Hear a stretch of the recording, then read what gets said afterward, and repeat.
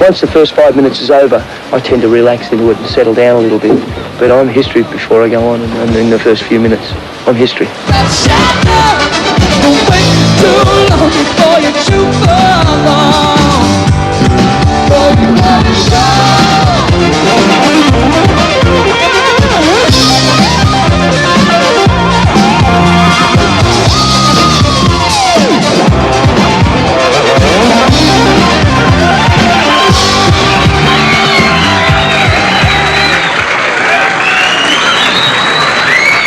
Sorry, I'm running a little bit late. I've got a cold, so I'm not going to kiss anyone. But thank you very much for coming, and I know that you've all done a great job this year. Thanks a lot, Ryan. It's great to see so many people here.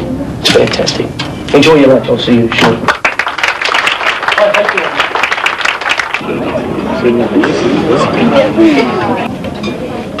The biggest fear I have at the moment, my time is at such a premium. I mean, I'm working flat out like a lizard drinking. It's really getting silly. But I haven't got time to do everything. Okay, I'm ready. Let's go. Oh, beautiful. Thank you, ladies. Thank you. Now, that'll put you off your lunch. No way. I've also got another problem in that I'm getting 5 and 6 requests a week from people with sick children, and I mean, that breaks my heart. And I'm doing as much as I can do. So that is a great concern of mine, because you can't please everyone. Because if I do it all, something's going to suffer. Yeah. And the two things that I will not let suffer are, very first of all, my family, and secondly, my performance. I'm sorry, that's just the way that it has to run for me. And consequently, something has to go, and it has to be the interviews, or it has to be the photograph session, or things like this. Fortunately, you offered me too much money to knock this back. No, so something has to suffer. I think the one thing you've got to understand with John Farnham is that he and Jill are two amazing people, and that's husband and wife situation. Then, I mean, they finally had the child, which was so important to them, and they had Robbie, you know. Then the next important thing for John was to maintain it as a family. So I'm a leg man, and I saw her pins and thought, ooh, nice. And actually, we sort of developed this relationship over about a 3-month period during the show. And I didn't even kiss her for a couple of months. And then when we finally did start going out together, which we had to do very secretly, we, for some reason, naturally started talking about children and getting married and everything. And in fact, I asked her to marry me during the show, when I was off stage for about 15 minutes. I ran down to her dressing room. I was feeling good that night. Ran down to her dressing room and I said, I love you. Will you marry me? And she said, yes. I said, oh, great. I'll be back after the show. And that sort of happened like that. And all I do is look into your eyes for that special touch of paradise. Show me some, just a touch of paradise. Just a special touch of paradise. You hold my head, that's when we kiss. And it doesn't take long, no, for me to get the gist of this love that stretches out across the land, where rainbows flash as we're walking in the sand. And all I do is look into your eyes for that special touch of paradise. Show me something, just a touch of paradise. Just a special touch of paradise. A touch of spring and autumn sweet, where the trees vibrate when our eyes meet.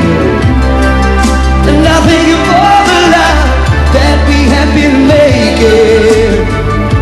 You touch my head,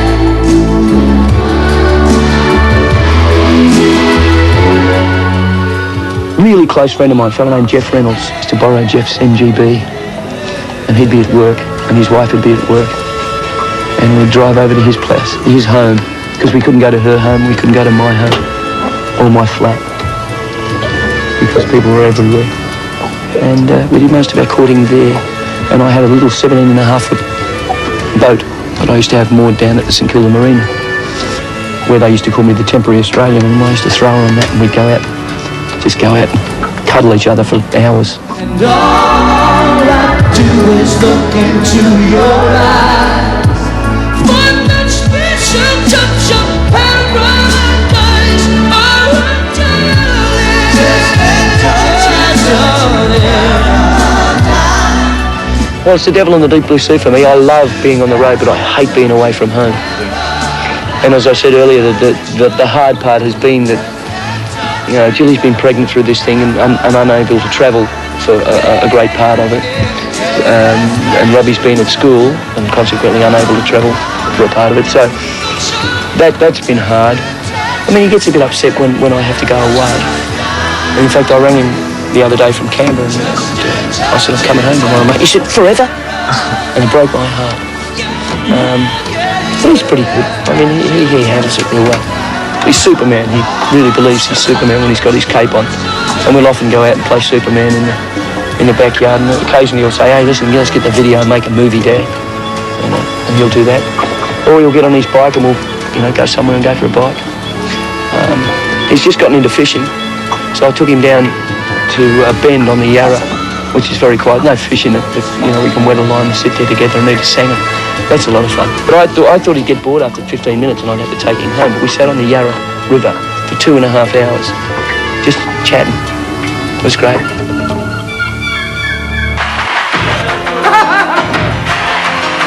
Let me out. Jimmy! Come on!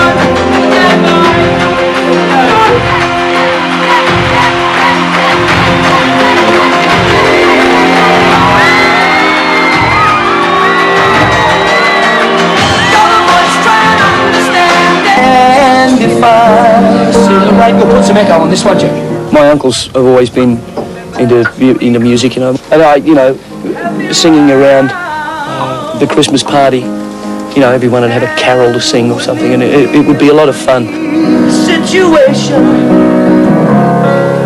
the two of us, and a comic conversation. Hopes will be treating you the same. Trying not to get involved in any way. Can you read as fancy free as far as any like to me? Comic conversation is the only time of day. I can always remember they'd all split into harmonies, you know. My dad was always whistling. Some of the fondest memories I have, actually,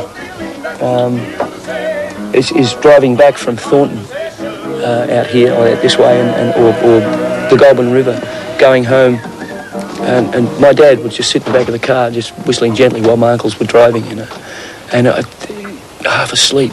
It's a great, and I try to do it to my son. He just turns around and says, "Don't whistle, Dad, you keep me awake." You know, he's missing out. It was lovely. It's the things you do to make her quit. And feel you sway. Yeah, go ahead.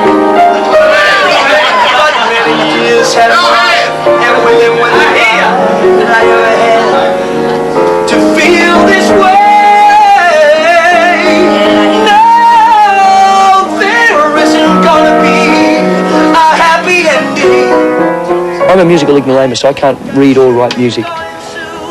And I don't even know what my range is. I've got no ideas.